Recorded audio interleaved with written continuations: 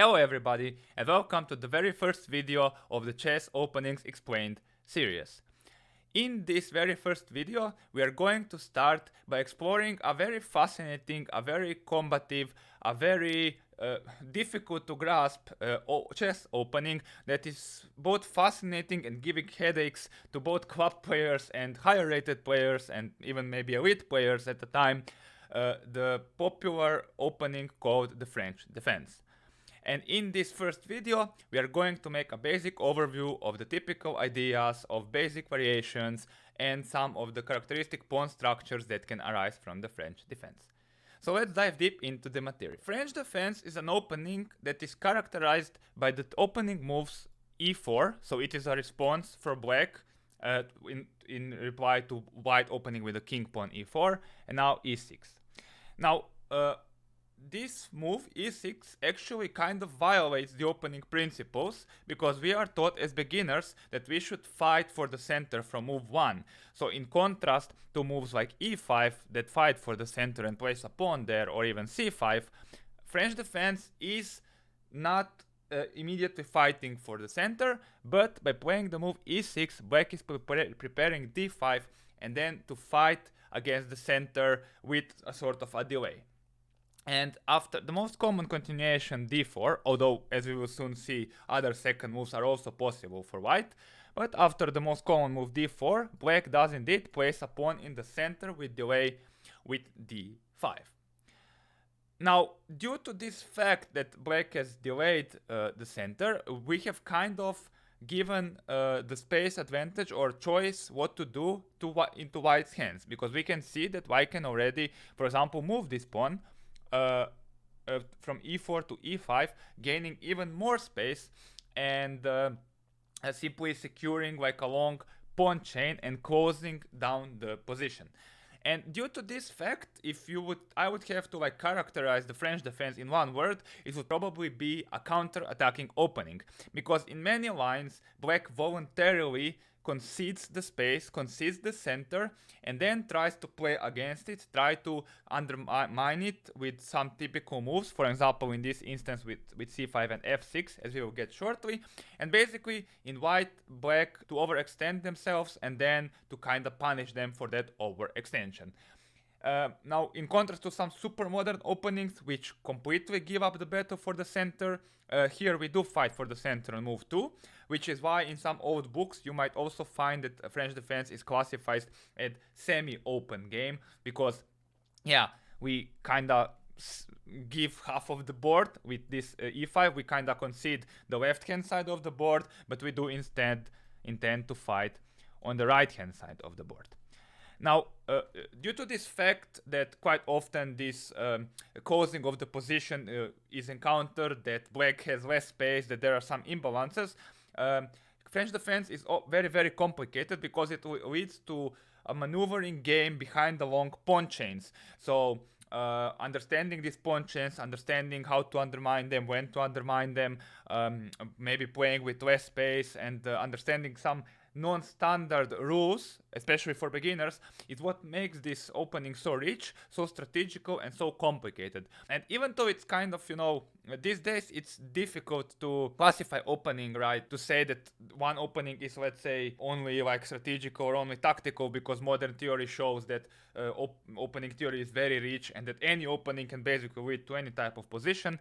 I think that more typically French defense is more like a strategical opening, because it leads to these long, protracted, strategical maneuvering battles, although of course there are quite a few variations that lead to very, very quick tactical melee. For many reasons, like quite often people have some sort of love-hate relationship with the French defense. Many black players like to play it religiously and actually very much enjoy these positions. Many black players experience a lot of difficulties and then with disgust conclude that this is not an opening for them.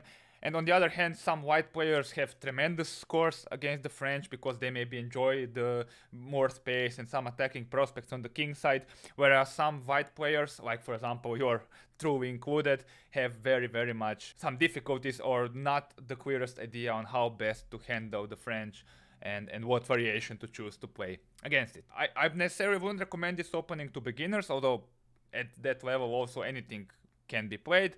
But if you are interested, I think the best method is to simply to try an opening out and then see if you are happy with the positions and if it is for you.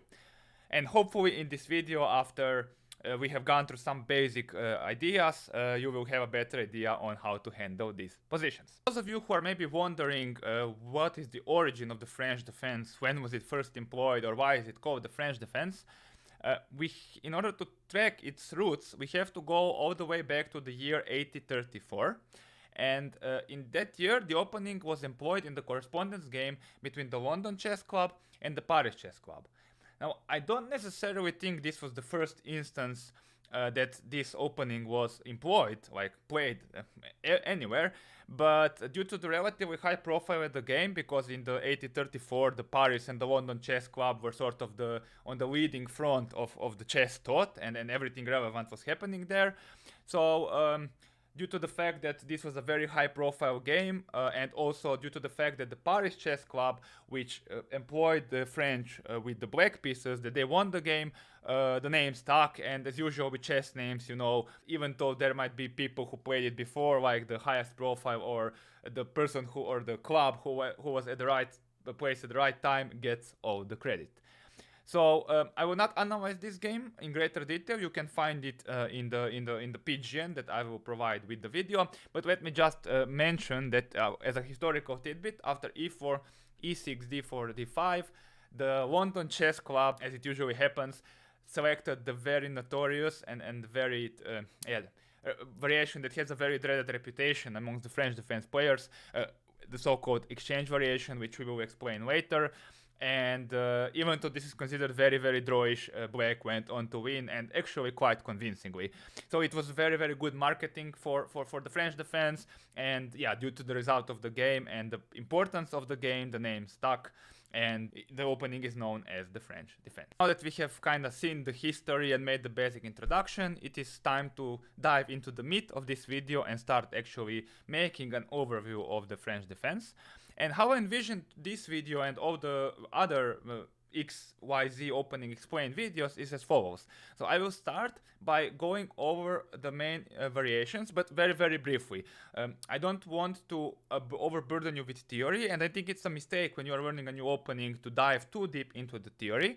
But I do hope that having sort of a sense of what variations are out there is useful, especially because later when we will be studying typical ideas and pawn structures, you can connect those pawn structures and ideas to a specific variation.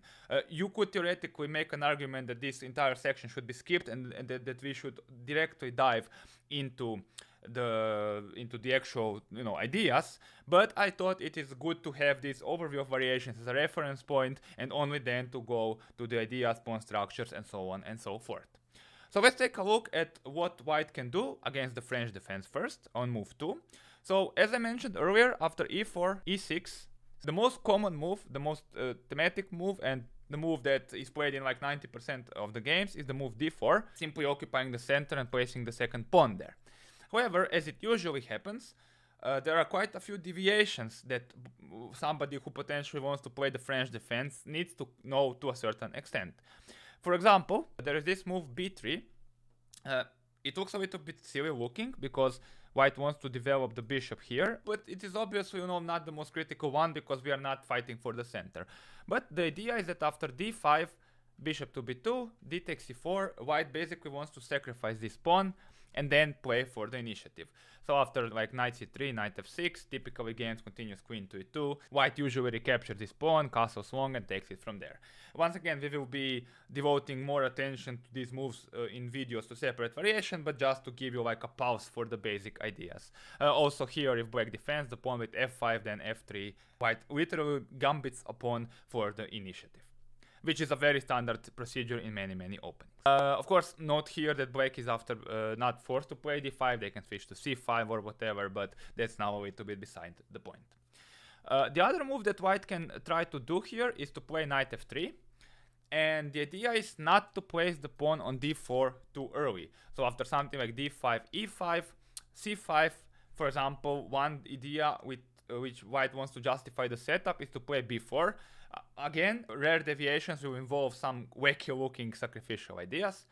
And for example, after c to b4, now a3, white wants to sacrifice everything to open up the queen side, to maybe weaken these dark squares, and only later to play d4, and then to simply have the initiative for a pawn. A very dangerous concept and one worth looking, although once again, probability of encountering these kind of moves, I think, increases as you go higher up the ranks. That's at least my expectation. Some other moves here like are f4, d5, e5, for example, trying to play without d4, but it's a little bit debatable how good this is, because now black gets a lot of space on the other side of the board. Possible, but objectively not critical. There's also this move, d3, with the idea after d5 to play knight to d2. This leads to the so-called King's Indian attack setup, which is sort of a schematic setup that white can employ against variety of openings, for example, against the Caro Khan, I think, even against 1e5. So basically white wants to follow the scheme with knight f3, g3, bishop g2, queen to e2, then play e5 at some point, and then attack on the king side. Very, very, very briefly. Once again, this is a scheme that is probably more common at the higher levels. Even if somebody plays it at the lower level, they probably won't know all the intricacies. But still, it is something that needs to be mentioned in a video where we are making an overview of moves and of second move options for white. And finally, there is this move queen to e2, out of all the relevant second move options. The idea is that we are preventing d5, because after d5, after ed5, ed5 can be played, and if black plays like queen to d5, then knight c3 gains a tempo on the queen, which is not desirable for black. Instead of d5, black can maybe play like something like bishop to e7 to cover the e5 and then play d5, or play like c5 and transpose to something completely different.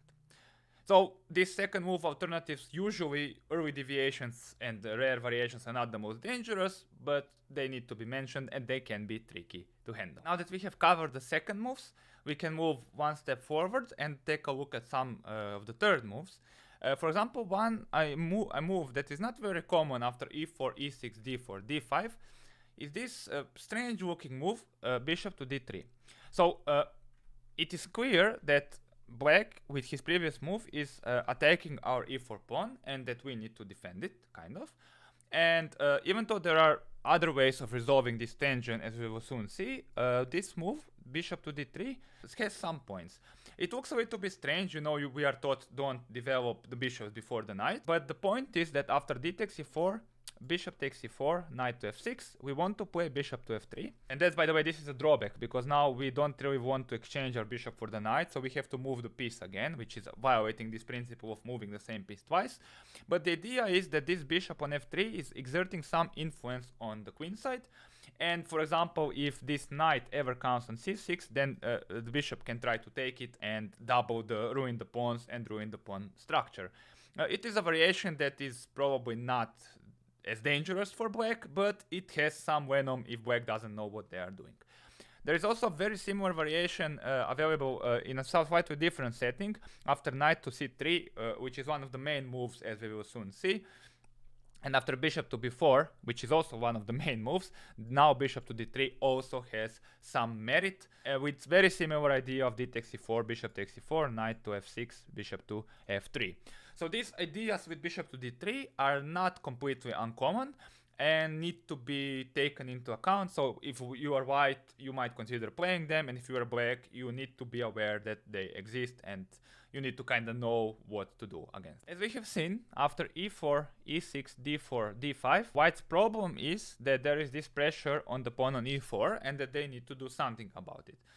And one way in which they can try to resolve the tension or deal with this attack on the e4 pawn is to take e takes d5, which leads to the notorious and the dreaded French exchange variation, which, if you ask probably 90 or 100 French defense players what is the drawback of the French defense, they would say, yeah, this is the exchange variation. The thing is that after the most common move and the healthy move, e takes d5, we have this pawn structure that is absolutely symmetrical. So white has 3 pawns on the king side, black pawns on the king side. White has 4 points on the queen side, black has 4 pawns on the king side, and there is no imbalance, there is no asymmetry. And usually in chess, if there is a lot of symmetry, it makes it very difficult to play for the win. And indeed, this variation has a very drawish, very boring reputation, even though it's somewhat of a simplistic view. There are quite a few examples of strong French defense players winning this with black. There is a very famous game where Nigel Short won on demand in a candidates match, the black side of this position. So there is quite some play left, even though objectively it is much less combative variation for both sides compared to some other lines. So due to desperation, some black players refuse to take with the pawn, but maybe they take with the queen. But the problem is that then the queen is a little bit exposed to either attacks with c4 or with, for example, knight to c3. It is rarely a good idea to put your queen so early out in the opening, although if you really want to try to win at all costs, maybe that's not the worst idea ever. Although if you want to win at all costs and you might think your opponent will play the exchange, you might consider playing a different opening altogether. Now, after e4, e6, d4, d5, another important move that needs to be mentioned that is actually becoming very topical nowadays is the move e5. So I already mentioned this in the introduction. So white resolves the tension, reduce with the attack on the e4 pawn by simply grabbing more space and, you know, using the opportunity that black has offered to simply advance this pawn further and gain some space. And this is like leads to a very pure variation of the French defense, one that was popular very historically. So old masters who maybe didn't fully understand the dynamics and dynamic potential of black's positions thought this is the critical attempt because white simply gains space and exploits black's move order. So after the most common moves c5, c3, this is like the starting point of this advanced variation and the starting point of a pawn structure that is seen all across the French defense. So a pawn structure where white has this pawn chain from e5 to d4 to c3, and where black has this pawn chain d5, e6, and then undermines the chain with either c5 or a timely f6 break. So if you're a French defense player, in one shape or other you are expected to play a pawn structure like this, where the situation is closed and when there is a lot of tension and you are trying to undermine and destroy opponent's center while they are trying to preserve it at all costs. And this pawn structure in specific is the reason why I said that French defense is in its nature a strategic opening, because a lot of the time in these types of positions a lot of maneuvering happens behind the two pawn chains. So two sides are positioning their pieces without necessarily coming into clash for a long time with each other, but they are like preparing for the clash from the distance, so to speak. A very typical French struggle, and one that you have to know what you are doing. That's very topical, and that has a lot of, you know, typical ideas in itself here, as we will see later in the video. As we have just seen, after e4, e6, d4, d5, there are quite some ways for white with dealing with the attack on the e4 pawn, but by far the two most common ones involve developing this knight to either d2 or to c3, defending the pawn on e4 and keeping the tension in the center for a while, and waiting for the opportunity to advance the pawn to e5 at a better moment. And let's start with this move, knight to d2 first. This leads to the so-called Tarrasch variation of the French defense. At first glance it looks a little bit ridiculous, like why is white developing the knight on d2 and blocking the bishop? Well, it turns out that when you develop the knight to c3, that you have to account with the move bishop to b4. And here, if you develop it to d2, whenever bishop b4 happens, c3 will happen, and you are kinda avoiding all these dangerous variations. So this is like one of the advantage of knight d2, but the drawback is, of course, that and in general actually this c pawn is still available to roam, but the drawback is, of course, that the knight on d2 is blocking the bishop and also not fighting for the d5 square as it would be on c3. And now black has several options here. The most common one involves playing c5 here, immediately striking in the center. And yeah, there is quite some theory here. White usually either takes on d5 or plays knight to f3. So this will be, of course, covered in greater detail in a separate video devoted to the Tarrasch variation. The other big move here is actually the move d takes e4, immediately capturing on e4 and leading to the so-called Rubinstein variation of the French defense. So in classical terms, it is usually not recommended to give up the center like that, because after d takes e4, the knight comes to e4 with a gain of tempo. However, it transpires that things are not so simple here, because this knight will be an object of the attack, for example. And after the main move, knight to d7, black wants to play knight to f6, attack this knight, and then bring the other knight to f6. And even though like this is not the most popular variation at the top level, it is a very, very tough nut to crack, because black's position is very solid. There are no pawn weaknesses. You know, they have less space, but all their pieces are kind of easy to develop. The position is very harmonious. The most notable practitioner of this variation is the former German, I think nowadays Uruguayan Grandmaster Georg Mayer. So it is definitely a variation that has a lot of potential, and it is a little bit underrated, especially at the club level. Here, by the way, you can also play as black bishop to d7, with the idea of playing bishop to c6, leading to the so-called Fort Knox variation. Whereas playing the move knight to f6 immediately, I wouldn't recommend, because of knight to f6, queen to f6, knight to f3, when this queen is a little bit exposed to attacks, for example, with bishop to g5. So all this will be covered in a separate video devoted to the Rubinstein variation, but one of the advantages of playing the Rubinstein is that you can play it after either knight to d2, d takes e4, or knight to c3, d takes e4. It basically comes to the same thing, and this is one thing that makes this line particularly practical. After knight to d2, there is also this move knight to f6. So I have to mention that there are quite a few random third moves available to black, like a6 or even h6 or bishop to e7. But I would not focus on them too much, especially not in this video, because they are a little bit sophisticated and they are specifically trying to exploit the positioning of the knight on d2, claiming that it is not as optimally placed there. But apart from the move c5, which is one of the main options, the move knight to f6 is a very common response, simply developing the knight and increasing the pressure. And we will also see it in positions where the knight is on c3. And after something like e5, you see we get this thematic pawn structure, where after knight d7, bishop to d3, c5, c3, we again have this situation where white has the pawn chain from c3 to e5, black has the pawn chain from f7 to d5, and black is trying to undermine the center, whereas white is trying to preserve it. There is quite some theory, quite some games, and we will investigate this variation into great detail.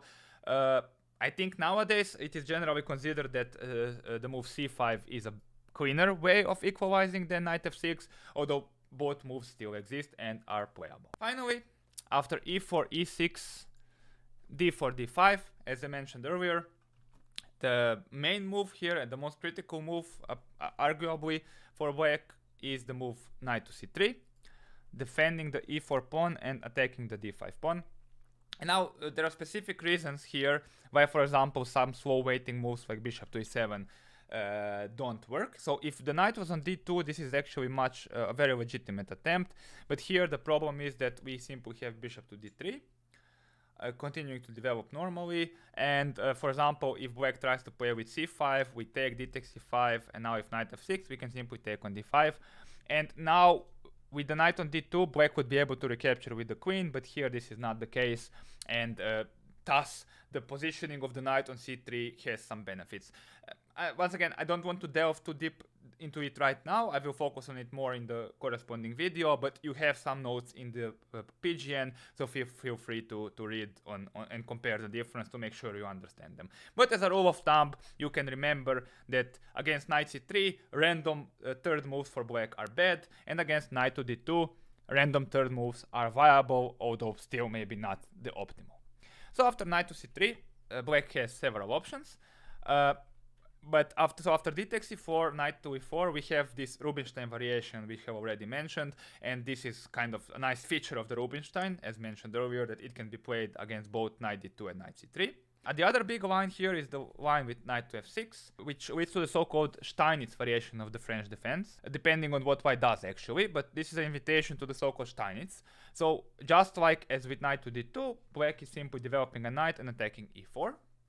And here there are two moves for white. The first one is the very direct e5, when after knight to d7, for example, f4, c5, we have a slightly different version of this structure, where white was not in time to place the pawn on c3, but instead they are reinforcing e5 with the f pawn, and once again we have some sort of maneuvering strategical battle going on. Once again, there's a lot of theory, and I will cover this in a separate video. Here also white can try to play knight to e2, a strange looking move, because after c5 then we play c3. So you see how this underlying pawn structure with c3 to e5 and from f7 to d5 is present everywhere, which is why I said earlier that it's like the purest French defense structure out there, and yeah, you simply need to know it. But we will get to there very, very soon. Now the other big move after 3 knight f6 is this move bishop to g5. Pinning the knight and now kind of threatening e5. This leads to the so-called, I'm actually not sure if this has a name, but it leads to several variations. For example, there is this move bishop to b4 leading to the sharp McCutcheon variation, and the idea is that after e5, h6, black doesn't really lose a piece due to this pin because this bishop is under the attack, and experience has shown that this is very much, it has some practical potential, although it might not be the best variation for black. Apart from that, black can also play bishop to e7, when after e5, knight f to d7, there are quite a few moves here, but one that is considered very dangerous is this move h4, leading to the so-called Alekhine-Chattard attack, or Alekhine-Chattard variation, where white doesn't mind giving up the pawn on this pawn on g5, but in order to open the h file and to create some counter-attacking chances. Also very, very tricky and very dangerous for black, but yeah, also white is risking something by sacrificing a pawn, and there is quite some theory, as we will see in a separate video. Finally, black can try to play d takes e4, similarly as in the Rubinstein variation, because now the bishop is on g5, and after knight to e4, bishop to e7, white usually captures on f6, either with the bishop or with the knight, most commonly with the bishop, and after bishop to f6, g2, f6. This is actually, I think, quite an underrated variation. I think it is really, really playable and really healthy for black, and that white needs to know very, very concretely what they are doing, which many white players don't. So if I were playing like this variation and I was considering what to do, I would probably play this line. Even though I'm not a French defense player, I actually played d takes e4 in a specific tournament game where I prepared against a specific opponent, and my international master level opponent obtained a lost position by move 12, even though I didn't end up winning it. So that's for bishop to g5, and as we have seen, also e5 is a move. Other big move for black here, apart from 3 knight to f6, is, as I have mentioned earlier, bishop to b4, leading to probably the most fascinating, most analyzed, most notorious variations of the entire French defense, the so-called Wiener variation, which usually continues e5, c5, a3, bishop takes e3. There are other moves, but just to see the main line, bishop takes e3, b takes e3, and here once again we kind of have this structure from c3 to e5, but the difference is that here black has doubled white's c-pawns, which makes a little bit of a difference, because now we can maybe create play against them on this semi-open c-file. And this variation is a little bit difficult to judge, because quite often it leads to some tactical variations, tactical combinations, but on the other hand, in some cases black can maybe play c4 and then completely lock the position, and then we have kind of like again a very strategic and maneuvering battle. So yeah, it is very hard to say what kind of opening French defense is. I still think it's a little bit strategic, but it really depends on the concrete choice of the variation. And yeah, this is like why many black players play the French defense. They love playing the Wiener. It's very, very sharp. It's a very legitimate attempt from playing for a win, and very responsible play and concrete play from both sides is required.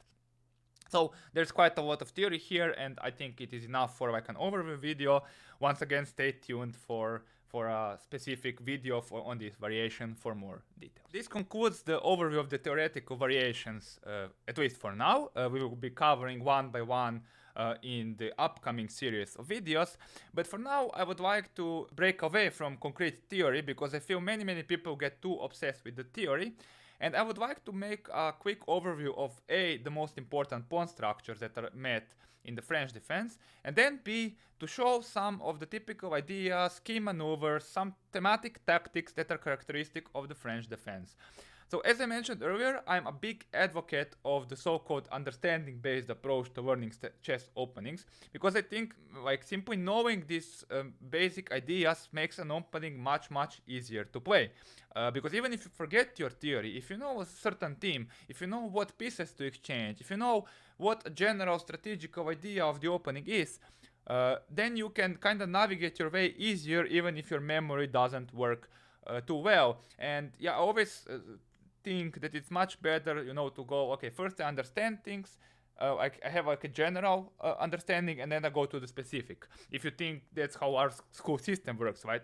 We start with very general and then we specialize. You don't start with faculty level maths until you know fractions, for example. Maybe not the best example, but I hope you get my point. So now I would like to make an overview of the most common pawn structures that arise from the French defense. And I would like to start with what we have already seen is a very important structure, the so-called French structure, characterized by white having the pawn chain from e5 to c3, and black having this pawn chain from e6, d5, and f7. As we have seen, a similar structure arises in many openings, and in general rules, what black is trying to do here is either pressure, let's say, the base of the pawn chain, which is in this case d4, or sometimes even c3 with moves like b4, b3, but most commonly d4 after we take on d4, or the head of the pawn chain, which is the one on e5, by playing f6. Of course, we need pieces to do that, but this is like an underlying theme. White, on the other hand, is trying to preserve this center, sometimes with f4 or sometimes with the pieces, and in general you use this space advantage, which is ensured by this e5 pawn, to create some play, most notably on the king side. So there is like this rule of thumb in chess that says wherever your pawn chain is pointing, you should play on that side of the board, and in this case white's pawn chain is pointing toward the king side. That is kind of the rough sketch of what will happen next, although we will see later there are quite a few finesses and typical maneuvers, typical ideas that are present in this structure. But as a French defense player, you need to be aware that this is the structure that you are going to encounter often. As I have mentioned earlier, there are different ways in which both sides can handle this French structure, and what often happens here is that black decides to close the structure by playing the move c5, c4. And then we get this very typical closed position of the French defense. When I say closed, I mean there is no pawn tension, and there is no way for either side to like exchange pawns and open up some files, especially not so easily. So what usually happens in this kind of structure is that black tries to keep the blockade of the queen side, plays the king there, and then maybe counter-attack on the king side. On the other hand, what white tries to do is look for the timely moment to open up the position with b3 and then attack on the queen side potentially, or once again utilize this pawn on e5 and the space advantage it guarantees to play on the king side. Sometimes it happens with the help of the advance of these pawns, sometimes purely by placing pieces on good squares and trying to win some of the pawns, and this leads to a very complex, very strategic, very maneuvering and very racked battle where it is not entirely clear and straightforward to determine what the best move is, but concrete calculation and experience in handling these positions is trumps, which is what attracts many black players into playing these positions, because they will have more experience than the opponent into handling these situations. One very common structure that arises in the French defense, specifically in the Steinitz variation, is the following structure, characterized by the fact that the d4 and c pawns are gone from the board. This usually happens when white tries to release the tension and pressure on d4 pawn by taking on c5, and then black recaptures with a piece. So what usually happens here is quite commonly the kings end up being on opposite sides of the board, and then one side tries to attack on the king side with maybe some f5, f6 or pushing of the pawns, whereas black tries to play with maybe b5, a5 and b4. So when you're studying pawn structure, you need to kind of know what are your pawn breaks, what are your pawn moves, and how you want to handle your pawns before you even get to playing with the pieces. Sometimes white can exploit this nice control over the d4 square by planting a knight there. In general, some of the end games that white obtains in this variation are usually favorable, although in some end games black can maybe like place the king on e7 and play f6 to undermine the structure. And yeah, this is another very complex position that leads to very protracted maneuvering battle, and where both sides actually end up having quite reasonable winning chance. Now, a somewhat less typical structure that's not so common in the French defense, but that still exists and needs to be kind of studied, is the so-called open Caro Can structure, which is at least how I refer to it. That's characterized by white having the pawn on d4 and black having the pawns on e6 and c6.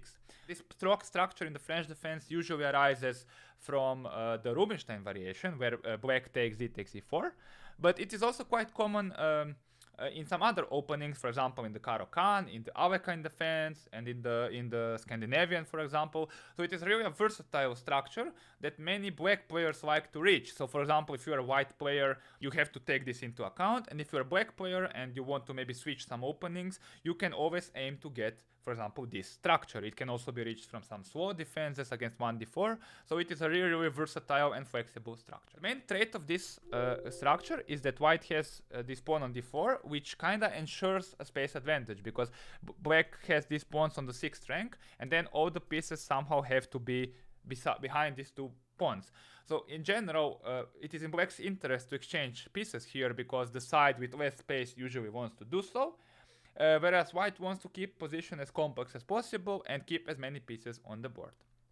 If we talk in terms of pawn breaks, white has very common idea of breaking through with the d5, opening the position to their advantage, especially for example in some positions if the king is not yet castled but is rather on e8.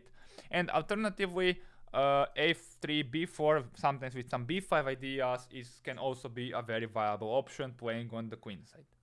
Black, on the other hand, typically stays somewhat solid but passive, seeks some exchanges and tries to neutralize white's threats, and then seek for an opportune moment to strike with two typical strikes, most notably c5 or e5, both of which are trying to undermine this pawn on d4 and limit white's central control. Of course, when you are doing so, you need to be careful not to allow some d5 under favorable circumstances. So definitely a rich pawn structure worth knowing and worth studying, irrespective if you are white or black, basically, because it improves your general chess understanding and knowledge. Last but not the least, when we are talking about pawn structures, I also want to talk a little bit about the so-called symmetrical pawn structure, which is relatively rare in the French defense because it usually arises from the exchange variation. But if you are a black player and you want to play the French defense, you have to be ready and prepared that you are going to encounter it every now and then. This structure is not only characteristic of the French defense. For example, it is very common, and it can arise quite often, for example, in the Petrov defense, or also in the Berlin defense, in systems that involve e4, e5, and it's quite topical, and it's quite important to handle, especially if you are 1e4 player. Now, of course, there is complete symmetry of the board, as we have established earlier, and there is only one open e-file here. And the reason why this structure is considered drawish is that quite often what happens in the games is people develop some pieces, place the rooks on the open files, exchange everything, and then agree draw, at least at the very highest level. However, it is not at all so simple. Like, it is not an automatic draw as many people seem to think. Quite often, for example, what white tries to do is gain some space on the king side, maybe by placing like a knight on f5 or seeking an actively placed piece, and then pushing pawns in front of the king because they have, for example, some control in the center or some stability. Also, quite often what can happen here is one side can maybe play like c4 or black can play c5. inviting an isolated pawn on the d file, but counting that the activity of the pieces more than compensates on it. Sometimes also one side, most notably white, like plays c3, queen b3, for example, and tries to provoke a weakness on the queen side, and then maybe in some sort of end game or late middle game, this weakness can be exploited, especially in combination with other factors.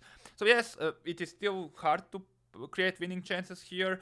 Both sides are extremely solid, and without any major mistakes or misjudgments, it is hard to expect to win. But still, you know, some people give up even before the game has started. It is not an automatic draw. Like if you, it is, you know, a relatively harmless variation, like let's say chicken variation for white, if you will, but still there are quite some resources, and if you play good chess, it is very much possible to play for a win even here, especially since it is such an important structure as it arises from some other openings as well. We have just seen 5 very common pawn structures that can possibly arise from the French defense. Of course, I haven't exhausted all the possibilities. Please don't take this as a most detailed comprehensive guide, but rather as a brief introduction and a brief overview. And for that purpose, I think 5 structures should give you some idea of what's going on. And before we depart, before I conclude this video, I would like to devote its final part to most common key ideas, typical tactics, middle game maneuvers that are present in the French defense. As I mentioned earlier, I really like this understanding-based approach focused on ideas because it helps you navigate unfamiliar positions in the opening. Even if you forget the exact theory, it helps you understand an opening on a deeper level, understand what are key concepts and what are some crucial things that you need to remember almost irrespective of the concrete variation. So I have prepared a total of 15 of these maneuvers, so let's get started. First maneuver I want to showcase is very typical of all kinds of variations in the French defense and of all kinds of positions. Most notably, this maneuver happens when white has elected to place a pawn on e5, and that pawn is restricting the black in the center and the king side. And also, it happens when black has moved the bishop from f8, most notably exchange it on c3, so that the g7 pawn is not protected.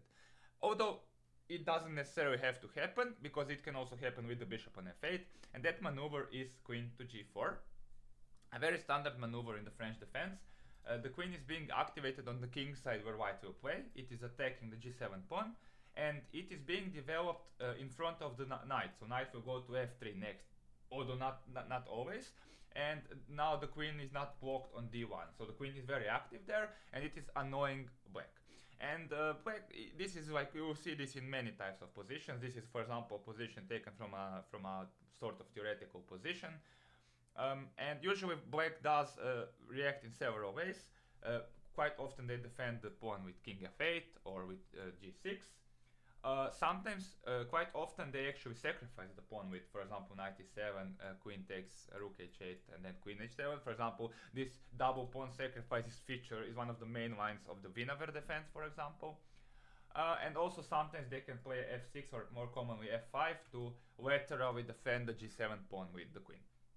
So all these ideas are present. Whether concrete measure of defense for black works in certain position or not is it really circumstantial, but you have to be aware that this is idea for white and that these are some possible ways to deal with that idea for black. Another very common attacking idea on the king side in these positions where white is blocked black with the pawn on e5, where we have gained space in the center and on the king side, involves the very typical advance of the h pawn with h4. In the time of AlphaZero and neural networks who regularly execute this idea, this is not a surprise, but it can be a little bit difficult to understand and to handle because, yeah, we are taught as beginners, don't move your h pawns for no reason, develop your pieces.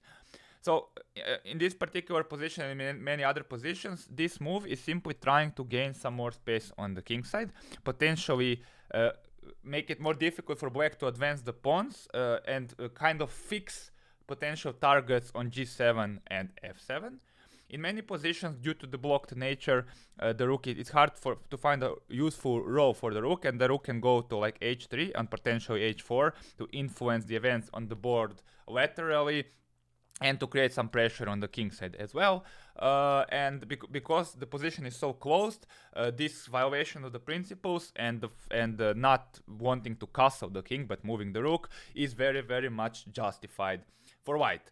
In this particular position, this is a theoretical variation. The pawn on d4 is hanging for the moment, but it is not so relevant. Like, this idea can happen even with the sacrifice of a pawn, but it also doesn't have to involve a sacrifice of the pawn. So if you are a white player playing the French, you need to know this, of course, and if you are a black player, be prepared that this can be very, very dangerous. Whenever you are studying an opening, one of the very important things that you kind of need to understand is what pieces do you want to keep on the board, and what pieces do you maybe want to exchange? Because many openings have their characteristic strong pieces and their bad pieces, and literally sometimes strategical viability of your position can depend on the fact whether you exchange one of your pieces or keep one of your pieces. And in the French defense, there is one piece in particular that is, known to be very, very bad, to an extent that even a lot of chess memes are made about it, and that is the so-called bad white squared bishop, or French bishop. This bishop is the black's light squared bishop on c8. And why is it bad? Well, if you take a look at, for example, the position from the advanced variation that arises after e4, e6, d4, d5, e5, c5, c3, you will notice one thing. All these pawns are on the white squares, and they are severely restricting this bishop. So this bishop cannot be developed to the king side, cannot be put, say, outside of the pawn chain in chess terminology, and it is sort of regarded as a problem piece. To that extent that quite often black takes radical measures to exchange it. For example, one variation of the exchange variation goes queen b6, knight f3, bishop d7, with the idea of bishop b5 next, immediately trying to exchange this piece, as we will see soon. If you compare this, for example, to, let's say, the Caro advance, which arises after c4, d4, d5, e5, bishop f5, knight f3, e6, you will notice this thing that this bishop is now, let's say, in front of the e-pawn, outside of the pawn chain. It is not blocked on c8, but it is kind of more active on f5. That is why quite often Caro players say that they managed to, under right circumstances, obtain a good French defense, where they managed to exchange this bishop, for example, for this knight, and then the position is harmonious because you have gotten rid of your one bad piece. Now, of course, things are not so simple. For example, concretely in the Caro black might experience some difficulties with the b7 pawn, because now the bishop is not protecting it. So when you are following these strategical rules, you need to keep flexibility in mind. You can't just say, oh, I'm going to exchange my bad bishop and I'll be fine. It kind of depends on the concrete features of the position. But more often than not, if black manages to get rid of that bishop, or under right circumstances in the French defense, they are usually more than okay. As I just explained, even though strategic rules and typical maneuvers and ideas are helpful and should be followed, they shouldn't be followed blindly. So let's take a look at an example in which black tries to radically solve the problem of their white square bishop in the French defense. As I mentioned earlier, in this position, bishop d7 is a possible move. The idea is to play bishop to b5 and then to exchange the white square bishops. And the theoretical variation, this is a theoretical variation, continues bishop to e2, bishop to b5. And yes, on one hand, black is executing a desirable strategical goal, but on the other hand, they are violating the principle of moving the same piece twice, and also developing the bishops before the knights. And here white has a strong solution, that is c4. This is a pawn sacrifice, but after bishop takes c4, bishop takes c4, d takes c4, there is this move d5. And yes, on one hand, black has managed to execute a strategical goal, but they paid a certain price for it, because now we will be opening up the position and we are nominally better developed. This king is a little bit unsafe, and white has the initiative here. Of course, this is not like the end. This is a possible theoretical variation, but I think a theoretical variation where white can face the future with optimism, and where our development will be a bit easier, because this pawn is restricting the pieces. For example, this knight can come to f6 and so on. So yeah, I want to emphasize, keep a flexible mind, like be aware of the strategic ideas, but also calculate the position on the board and evaluate it concretely and correctly, of course. Now, where we are at that bad white square bishop in the French, one thing that white kinda needs to know is that almost any sort of end game where we have the knight against this bishop is very, very beneficial for us.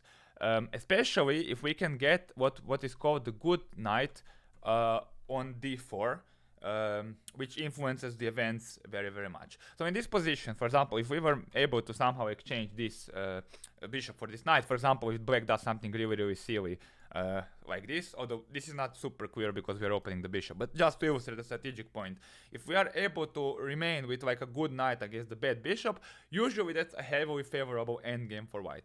And even with another pair of minor pieces, this is an endgame from a theoretical variation where we would say white is playing on one go, because white is the one who should nominally risk very little and be able to play for the win.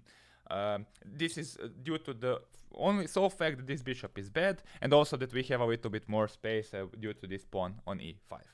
Now things are not super clear cut here because black has some time with counterplay. For example, they can play f6, and then if we take, they will open the g file and gain some counterplay. This is not like an automatic win, and a lot of the games here end up in a draw, sometimes even black wins. But objectively speaking, this motif of good knight on d4 versus bad bishop on c8 is something that characteristic for the French defense, and that white in particular needs to keep in mind. Now, as I mentioned several times through this video, in the French defense, and especially in lines where white places a pawn on e5, white is usually the one attacking on the king side, while black is trying to maybe create counterplay on the queen side or counterpunch on the king side as well. We have to remember that chess is a game that's played over the entire board, and in quite some positions, white can reinforce the attack on the king side by playing on the queen side. Most concretely, the very typical maneuver for the French defense involves the activation of this bishop on c1. So that especially happens in win-over positions where black has given up the bishop on f8. So this whole diagonal a3 f8 is weakened, and white activates that bishop on this diagonal by playing the move a4, with the idea of preparing bishop to a3. Even at the cost of a sacrifice a pawn. So for example, this was an example taken from a game Stein-Petrosyan, two great Soviet players, where white totally crushed Petrosyan, because after bishop to a4, rook a1, b5, bishop to a3, all the pieces were participating in the attack, and very soon some sacrifice followed on the king side and the position was ruined. Even though black has an extra pawn, it is not going anywhere, and the attack is far more relevant. But in all sorts of positions, this move a4 happens, so it is definitely a resource that black and white need to be aware of. So, since we have seen that this a4 resource is quite dangerous and very relevant in a number of positions, it is not surprising that black is actually often trying to prevent it in many positions by blockading this pawn advance. This happens in all sorts of positions, but most notably already in a theoretical position of the win-over on move 7, where black has played the move queen to a5, which is a possible theoretical line, and now prevents any sort of liberating a4 by playing queen to a4 next. Very, very thematic maneuver in the French defense, simply preventing and blockading this pawn and preventing the future activation of the bishop. Okay, also the queen here is exerting some influence on the d4 pawn, but that is and the c2 pawn as well. But that's a little bit less relevant, although not completely irrelevant. Now, going back to the very characteristic French structure that arises, for example, from the advanced variation, with the pawns from e5 to c3, one very common theme and important motive for white involves the plan of the so-called queenside expansion. So white quite often in these positions plays the move a3, with dual purpose. First of all, white is controlling the b4 square, so for example after cd4, no piece can come to b4. And secondly, white is preparing the move b4, for example knight g to e7, b4.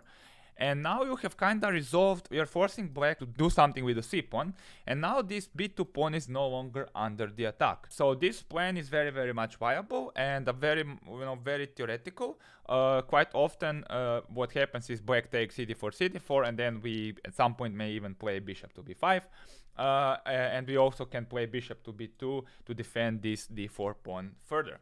So definitely a possibility that white and black needs to keep in mind. Now, of course, whenever you are encountered with a certain idea for the opposite side, it is good for your understanding to know how to counter it. So we have seen previously that white's idea involves maybe playing b4. And one way in which black can try to prevent this is to play the move c4. You might recall that we have mentioned that this is a possible structure that can arise, and this is a concrete variation where it happens. So in order to avoid any sort of b4 plans, black releases the tension on the d4 pawn and kinda closes up the position. The intention is to play bishop d7 and castle long next, and then to be the one to play on the king side, where white is very likely going to put the king.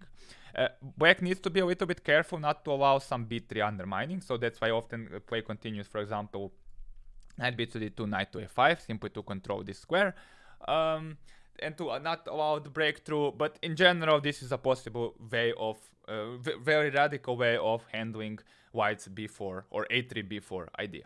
It is not necessary, by the way, but it is something that, it is an option that you can choose to play, and it is a theoretical variation. Apart from this strategic way of preventing the expansion with a3 b4, black also has a tactical way of dealing with it, especially when the queen is on d8 and not on b6, and that involves this very nice move b5. You might be wondering, hang on, what's this? Am I not just hanging a pawn? But this is a very nice move because we are blockading the b4 pawn and preparing to play a5 next.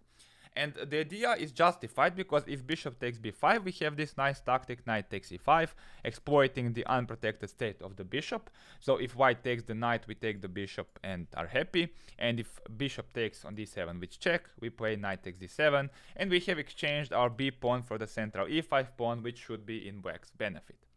And if white does something different, like knight to c3, trying to take this pawn, we play a5 here, blasting open the queenside, creating a threat on the b4 pawn, and simply dealing with this blockade and making more space for our pieces and giving them some breathing room. So this is a very known tactical theme, but maybe not often overlooked at lower levels, so definitely a resource to be aware of, both as black and as white. One very important thing to understand in relation to these structures that is quite problematic for, let's say, overrated players. For example, I saw a thread on Twitter by a beginner player who asked how exactly to handle a position like this. Okay, we have seen some possibilities, but another thing that's important to understand as black here is you don't need to be afraid of doubling your pawns here. For example, one of the possible moves here is knight to h6. And it may look crazy because you are allowing white to take bishop takes h6, g takes h6. But this is not a problem. Yes, we have kind of gotten doubled pawns on the h file, but A, we have opened up our g file, and B, white did give up the bishop and the bishop pair. And what often happens here is we can play like bishop g7 or bishop e7, undermine the center, and slowly start opening the position for our bishop pair. So even though we are told that double pawns are like a liability, it really depends on a concrete position, and you shouldn't be automatically afraid of the double pawns just because they are doubled. Similarly, if white doesn't take on h6 but plays like bishop d3 and we play knight to f5, then after bishop to f5, e takes f5, we are once again not afraid of this. Maybe not, okay, in this position we are because this will be hanging, but conceptually we are not afraid of this because if something like this happens, for example, we will play the bishop to e6, and even though it is a little bit restricted by the pawns, white did give up their important light square bishop, which is usually their best piece in the French defense. And we are very, very solid here. We have the bishop pair, and this is not a reason to be automatically afraid of things. Once again, it kind of depends on the concrete position. Both sides have their chances and resources in position like this. So I label this no fear of the double pawns. This is a rule that can be extrapolated into many openings, into many positions, so try to keep it in mind. Another typical idea that is seen in the French defense, this time for white perspective, but not only in the French defense, is connected to relieving this pressure on the b2 pawn in positions where the queen is on b6. So on the board we have a theoretical variation from the Steinitz variation. If you don't recall what it is, please rewind the video, I will not repeat it. But basically we see that black is attacking our b2 pawn, and there is something we should do about it. And there are two ways in which we can try to resolve this pressure. The first one is, for example, the move a3. A very typical move, very typical pattern, basically taking away the a3 square for the queen. For example, if we play some move like bishop to e2, then after queen to b2, knight a4, the queen can go to a3. And this is what we are preventing them to do, because after a3, if queen to b2, knight to a4 actually traps the queen, because the queen can go here because of the bishop, can go to b6 because of the knight, and can go to a3 because the rook on a1 is protecting that square. So what white should do, probably black should do here, is to play c d4, knight d4, bishop c5. And here again you might be scared because, oh wait, oh, everything is pinned, my d4 knight, my e3 bishop. But here you play knight a4 again, and after queen to a5, c3. You are covering the knight on a4, you are covering the knight on d4, you are attacking the bishop, and this is not in itself, you know, enough for, let's say, a huge advantage, but it's important to understand that in many positions these immediate attacks on the queen side really don't work for black, or don't work that well, they don't win on the spot. If you want to be more adventurous here, you can play knight a4 immediately, with a very similar ideas, but here, for example, there are some differences, because after queen a5, c3, now the queen is once again defending the knight, but okay, there is some theory with cd4, b4, knight b4, some piece sacrifices. I don't want to go too deeply into this, but from the strategical viewpoint, this idea of playing knight f4 and then c3 defending the knight, it is also a tactical pattern worth knowing, also, let's say, a strategical pattern worth knowing, so I would definitely like to mention it here and allow you the opportunity to add it to your arsenal of ideas. Another typical scenario that arises in some variations of the French defense, most notably the Steinitz variation, is a scenario where the kings are castled on the opposite sides and where we have this tension in the center, or space advantage guaranteed to white with the pawn on e5, but also this space on the queen side that's available to black. So quite often what happens in the French defense, there is like a pawn race. White is trying to push the pawns on the queen side to on king side to open the king, and black is trying to do the same on the other side of the board. And one important resource for black in these positions, for example in this strategical position or theoretical position, is that they can start with the move c4. It looks a little bit strange, you know, to eliminate the pressure on the center, because we are taught that a flank attack is meant to be dealt with a central counter-strike, but this actually is very, very powerful, because black is blocking the queen side in order to get in quick pawn storm. For example, after f5, already b5 happens, and the theory and both practice have shown that this is extremely dangerous, because both taking the pawn opens up the b file, and playing f6 allows black to just take that pawn, and it turns out that in this concrete position black's attack is faster. But in general, like this idea, for example, for white to play f5, f6, for black to maybe get the pawn to b4 or to open up the queen side, is something that can happen in some variations. So you can choose your variation according to what a typical position can be. This is, for example, quite characteristic for the Steinitz variation, and less so, for example, for the Rubinstein variation. One very important tactical idea that I would definitely like to mention in this video before departing is related to some positions where black has the open f file and where there is some pressure on the d4 pawn and where the e5 pawn is gone. These positions commonly arise, for example, from the Tarrasch variation, although once again not only Tarrasch variation. And this tactical resource is related to the move rook takes f3. In various positions this happens because black is eliminating the defender of the d4 pawn, and also forcing white to ruin the pawn structure. So, for example, here, if queen takes f3, which would be desirable because it would keep the structure in front of the king intact, black has queen to d4 with a double attack on the pieces on a4 and h4, and that means that white loses more material, so they can't take with the queen. However, if they take with g takes f3, this is extremely desirable for black. Quite often, at the very least, it provides minimum compensation for the exchange, but very often much more than that. because now knight takes d4 happens and this d4 pawn falls. f3 is weak, can be easily attacked with the rook. And also this f4 square in front of the king is kind of weak, so we can potentially place the knight there.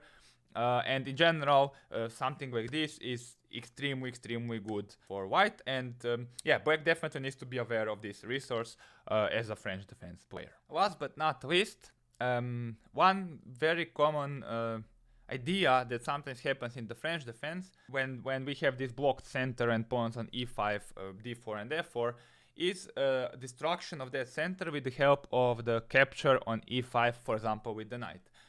Sometimes this can happen in a form of a genuine piece sacrifice, or sometimes in this, as in this example, it can happen as a consequence of the blunder. Because white here actually has a reasonable position because their center is secure, but here they went in too quickly with the kingside attack, and white played the move f5.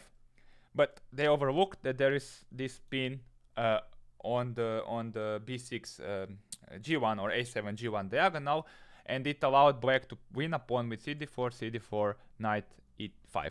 As I said, sometimes this can even happen at the cost of the sacrificing a piece, especially if the king is not castled, for example. But it is a tactic that's worth keeping in mind because quite often it is overlooked. Although, yeah, in this particular case, it is really a one-move blunder because after king h1, actually, white would have had a very big advantage because this is like an example of the French defense gone somewhat wrong. But okay, this pseudo-sacrifice on e5, if you study some French defense games, you will often see it. So try to keep that in mind and you don't always eye that e5 pawn if you are a black player. So with that, we are slowly coming to the end of this video. And of course, don't think of it as an extensive, comprehensive analysis of the French defense. I think it is more appropriate to call it like a somewhat prolonged introduction, the overview, but it's still an introduction and overview nevertheless. Now, before we depart, I do want to mention one thing. Or recommend one training method for which I think is a good method for studying openings, and that is studying model games by model players. So in general, studying, let's say, master, grandmaster level games is recommended as a good method of improving your chess because you are seeing them, how they handle certain positions, you are applying these ideas, and you are getting familiar with some patterns, some techniques, and so on.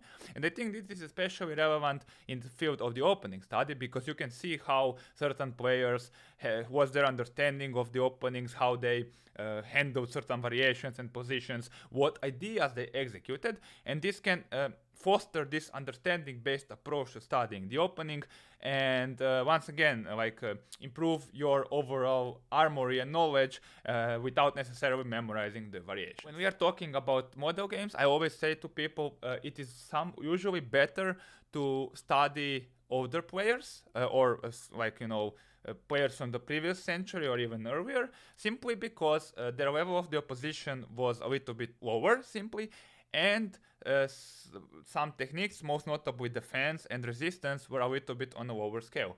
And this allowed these old masters to execute their ideas very concisely, very clearly. And some of these instructive games are very simple and very logical and very instructive. Therefore, they're a great learning material. If you compare this, for example, to some modern games, there is often some sort of chaos, some sort of methods of creating counterplay by sacrificing some material. Simply the level of resistance and seeking counterplay has increased tremendously, especially due to the computers, and then which makes some of the modern games a little bit more difficult to comprehend, especially if you are newer to the game. So in that in mind, the question is, what are some of the model players for the French defense whose game you should search? Well, fortunately, French defense has had some notable proponents, even a few world champions. I would mention just a few names. For example, Alexander Alekhine, the 4th world champion, Mikhail Botvinnik, the 6th world champion, Viktor Korchnoi, widely regarded as one of the strongest players never to become world champion, Tigran Petrosyan, the 9th world champion, I think, just to name a few. There's also a famous German grandmaster Wolfgang Ullmann, who was a big expert on the French defense. And of some of the more recent grandmasters, for example, Nigel Short, the guy who played the '93 World Championship match against Kasparov, among other things, who is also a controversial figure now, but that's beside the point. And then also of the really modern grandmasters, like Alexander Morozevich, the ever creative Russian grandmaster, has played French a lot, and also I think Nikita Vityugov, another Russian grandmaster who has also written a book on the opening. But I think that is just the tip of the iceberg. Of course, I would definitely recommend the first 5 players because they're older and they're very famous. But you can also do your own investigation, find a player you like, and follow their games. I would definitely recommend studying any opening, not just the French defense, at least to a certain extent in that. This finally brings me to the end of this video that turned out to be a bit longer than I thought it would be. Please do let me know what you think about the video format, whether you found it useful, maybe what kind of openings you would like to see next. If you liked it and you find it useful, please feel free to share it and to subscribe to the channel. We will be continuing the series Chess Openings Explained by focusing on some concrete variations of the French defense next. And as usual for almost all my videos, the PGN of this material that was covered in this video is available in the publicly available Witcher study, whose link you can find below the video.